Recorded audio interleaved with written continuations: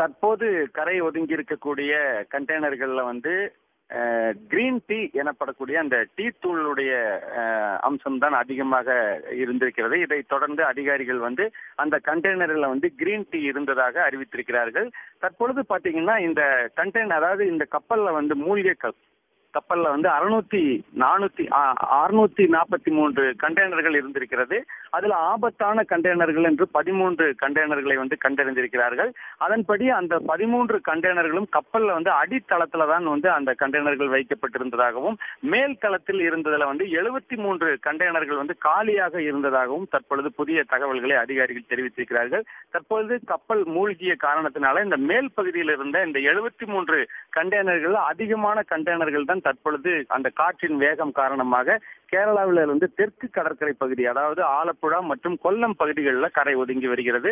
இந்த கரை ஒதுங்கி வரக்கூடிய கண்டெய்னர்கள் அதிகாரிகள் தகவல் கிடைத்த உடனே சம்பவ இடத்துக்கு செல்கிறார்கள். அந்த இடத்துல வந்திருக்கக்கூடிய கண்டெய்னர்களை என்னென்ன மாதிரியான அம்சங்கள் இருக்கிறது என்பதை பார்க்கிறார்கள்.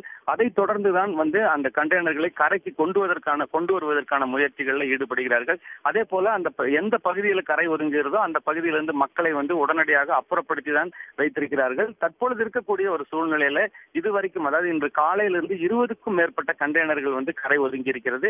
குறிப்பாக கொல்லம் கடற்கரையினுடைய கரையோர பகுதிகளில் தான் இந்த கண்டெய்னர்கள் வந்து கரை ஒதுங்கி இருக்கிறது. இருந்தாலும் தொடர்ந்து அந்த 13 கண்டெய்னர்கள் வந்து எந்த இடத்தில் இருக்கிறது என்ற ஒரு தகவல் வந்து இதுவரைக்கும் வெளிவராத காரணத்தினால இந்த பாதுகாப்பு நடவடிக்கைகளில் வந்து அதிகாரிகள் ஈடுபட்டிருக்கிறார்கள்.